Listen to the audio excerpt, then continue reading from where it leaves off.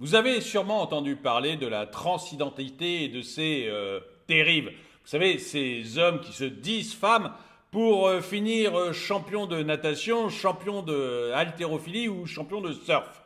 Eh bien, là, j'ai l'un d'entre vous, Alexis, qui m'a envoyé un article assez rigolo sur l'Espagne. Parce qu'il s'avère qu'en Espagne, le gouvernement espagnol a octroyé énormément d'avantages aux femmes soldats. Et du coup, eh bien, vous avez des militaires espagnols qui se disent femmes, tout simplement pour récupérer plus de sous-sous. Bonjour et bienvenue dans cette nouvelle vidéo de DME en direct. Comme toujours, si vous n'êtes pas abonné, je vous suggère de le faire et de cliquer sur la cloche pour être prévenu lorsque je sors une nouvelle vidéo. Et moi, j'ai trouvé cet article d'Alexis extrêmement rigolo, merci à lui, parce que j'aime bien en fait qu'on prenne les gens à leur propre jeu. Et quand vous avez des États comme ça qui encouragent la transidentité et qui, pour pouvoir avoir une armée bien mixte et bien représentative, de quoi je ne sais pas, mais représentative, moi je préférerais avoir une armée qui sache se battre. Mais bon, peu importe. Eux, ils veulent des armées représentatives. Du coup, ils donnent beaucoup d'avantages aux femmes et aux minorités dans l'armée. Et vous avez des hommes qui disent, bah tiens, on va mélanger les deux lois et on va empocher les sous-sous. Et j'adore ça, en fait. Voilà, j'adore ça.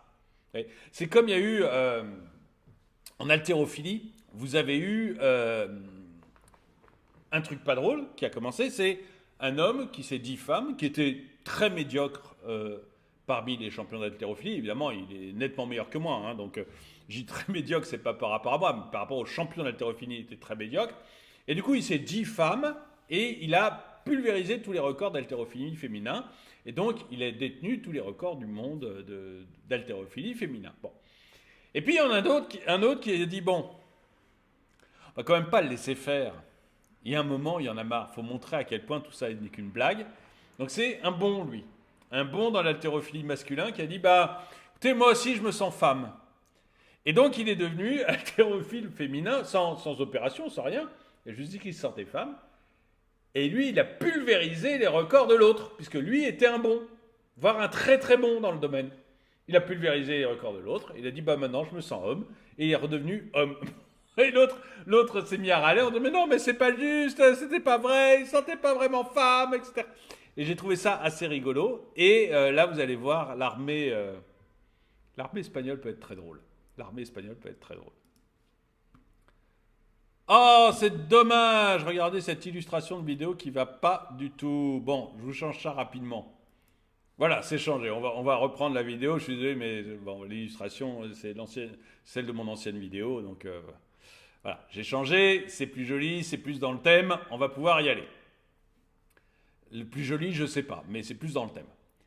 La récente législation en Espagne sur l'égalité de genre a déclenché une série d'événements inhabituels, avec des soldats ibériques qui changent de genre pour bénéficier des avantages attribués aux femmes au sein des forces armées. Cette tendance, résultant de la loi d'égalité réelle et effective des personnes trans, votée en février 2023, met en lumière les complexités et les implications sociales de la politique d'identité. Ça met surtout en lumière la bêtise de ceux qui nous gouvernent. Voilà, c'est tout. Et c'est pour ça que ça me fait marrer et que j'ai pas mis de pull rouge parce que je trouve ça rigolo. Voilà, on est dans la bêtise et il y a des gens qui se servent de la bêtise, comme le deuxième athlète haltérophile dont je vous parlais. Le premier est un salaud qui n'a fait que profiter de ça pour écraser toutes les femmes. Je ne trouve pas ça trop drôle. Par contre, le deuxième qui est allé donner une bonne leçon au premier, j'ai trouvé ça très drôle. Voilà.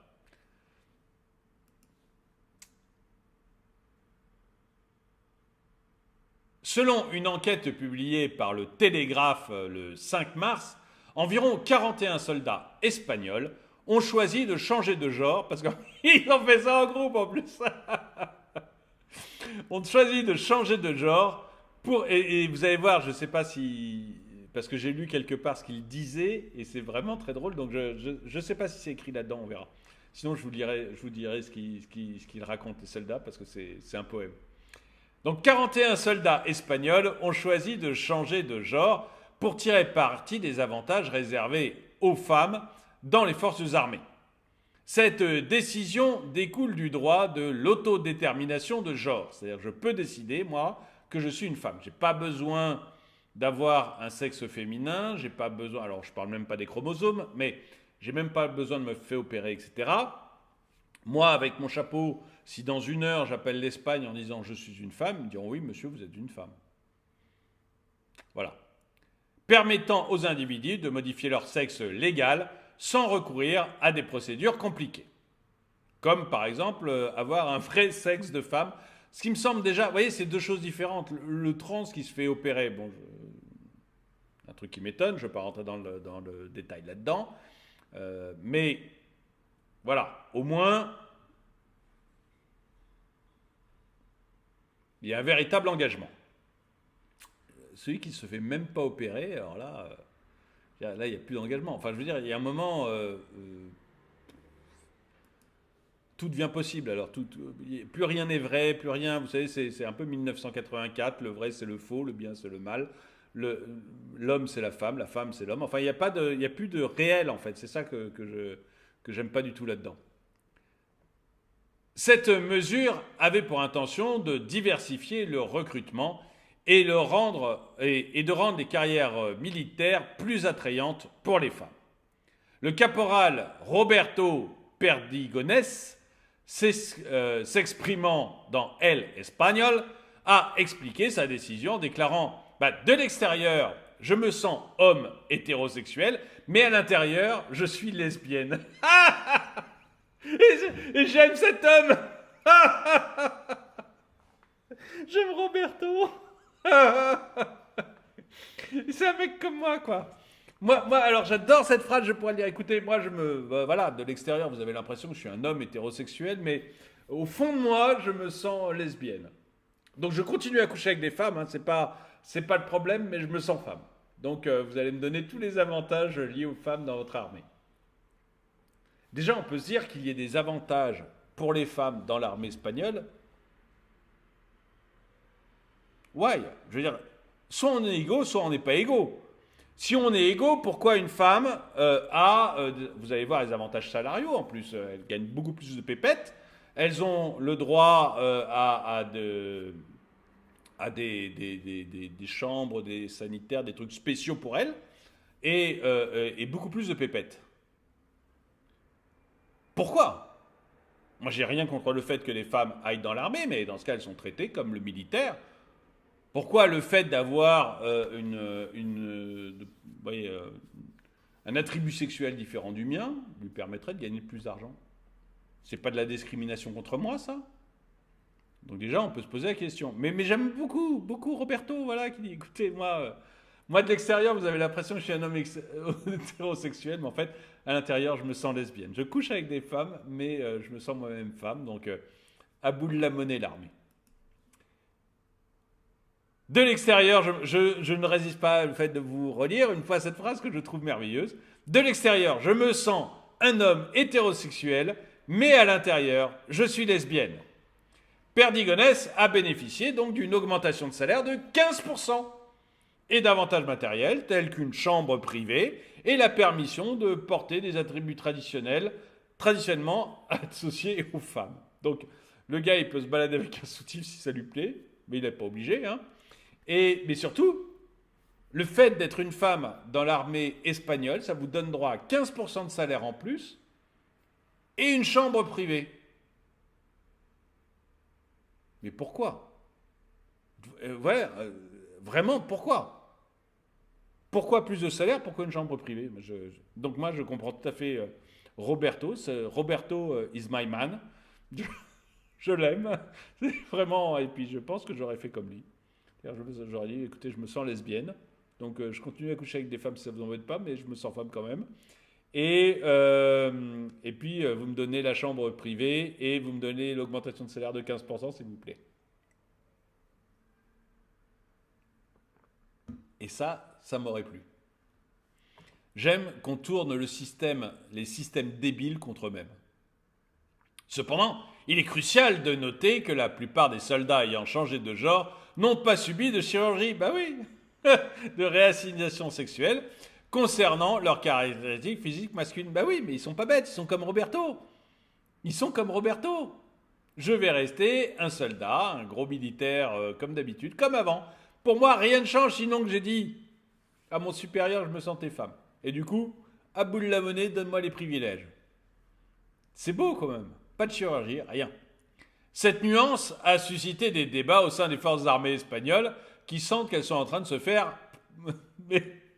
Excusez-moi, c'est pas écrit, mais c'est un peu ça. Donc, il y a quand même des débats au sein des forces armées espagnoles. Moi, à mon avis, si les Espagnols ne réagissent pas très vite, très très vite, dans un an, il n'y a plus que des femmes dans leur armée. Moi, je veux que des femmes trans, on est d'accord. Mais il n'y aura plus que ça.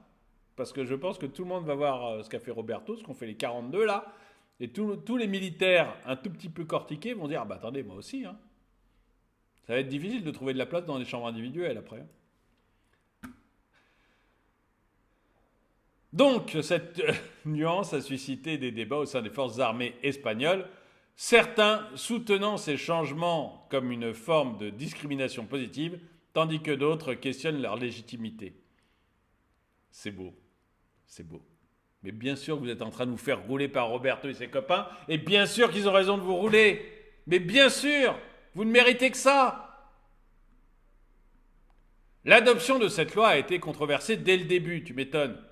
Lors de son examen au Parlement, elle a été critiquée par les partis de droite et une partie du mouvement féministe, craignant qu'elle ne mette en question la définition juridique du sexe biologique et ne compromette les espaces réservés aux femmes. Oui, alors ça aussi, vous voyez, dans certains endroits, vous n'avez plus de toilettes réservées aux femmes, ça devient des toilettes mixtes. Alors, les mecs comme moi, ils continuent à être dans les toilettes hommes. Parce que, franchement, j'ai aucun plaisir, j'ai aucune envie même. Par contre, pas tous, mais vous allez avoir un gros nombre de pervers qui vont aller dans les toilettes femmes pour essayer de voir quelque chose. Vous avez un gros nombre de pervers qui vont se dire femmes pour aller dans les douches des femmes. Donc fatalement, s'il n'y a même pas l'opération, c'est une porte ouverte à des crimes quand même sérieux, quoi.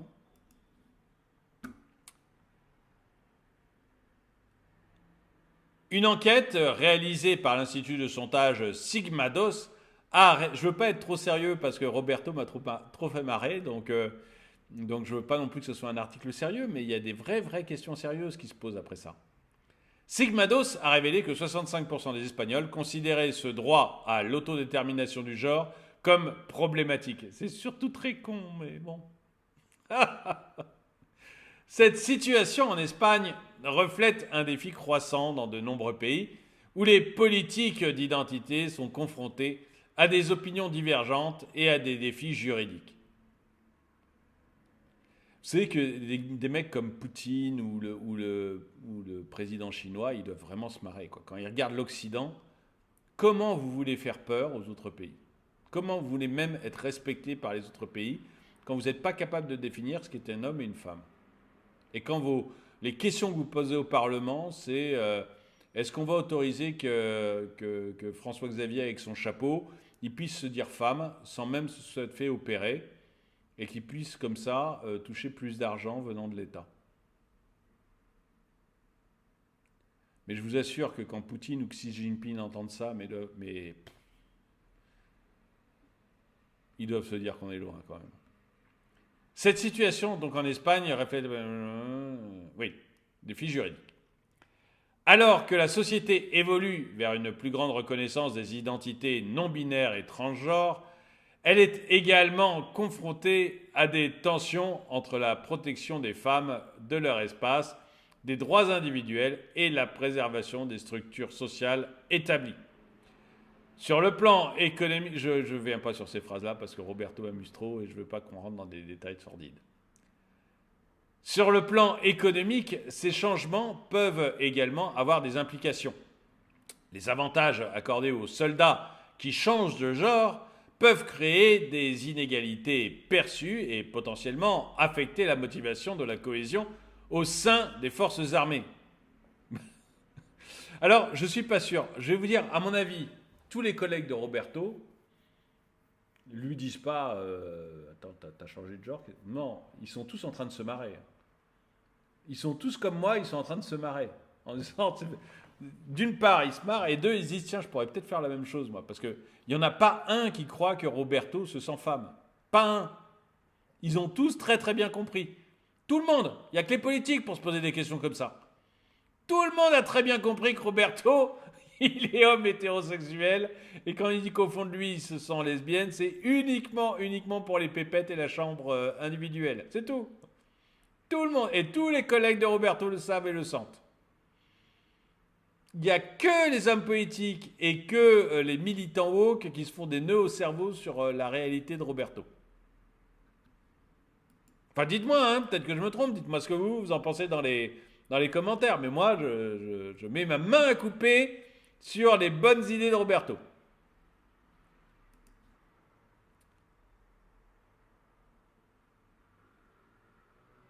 De plus, les coûts liés à ces changements, tu m'étonnes si tu payes tout le monde 15%. Parce que toute l'armée va y passer. Si tu payes tout le monde 15% de plus et qu'en plus c'est chambre individuelle pour tout le monde, tu vas voir que ça va devenir compliqué pour l'armée espagnole. De plus, donc, les coûts liés à ces changements, tels que les ajustements logistiques et administratifs, peuvent représenter un fardeau financier supplémentaire pour les institutions militaires. Bah oui, Mais c'est bien, ils payent leurs bêtises, c'est très bien. Dans une perspective plus large, cette situation souligne la nécessité d'un débat approfondi sur les politiques d'identité et leur impact dans les divers aspects de la société, y compris l'économie et les institutions publiques. Alors que les sociétés continuent d'évoluer, je ne sais pas si c'est une évolution, moi j'ai un doute sur le côté évolution, je sens plus le côté décadence. Il est crucial de trouver un équilibre entre la protection des droits individuels et la préservation du fonctionnement harmonieux des institutions sociales. Écoutez, j'aimerais bien savoir ce que vous en pensez. Est-ce que Roberto vous a fait rigoler autant que moi? Est-ce que vous prenez le sujet beaucoup plus au sérieux que moi? J'avais pas envie d'être sérieux dans cette vidéo. Est-ce que ça vous paraît être une menace pour plus tard, ce genre de choses? Ou est-ce que vous trouvez la réaction de Roberto très drôle et que vous vous dites qu'à terme, toutes ces folies sont condamnées parce que ça ne tient pas debout une seconde et qu'il suffit de très très peu de choses pour que tout s'effondre parce qu'il n'y a aucune logique, aucun réel derrière tout ça.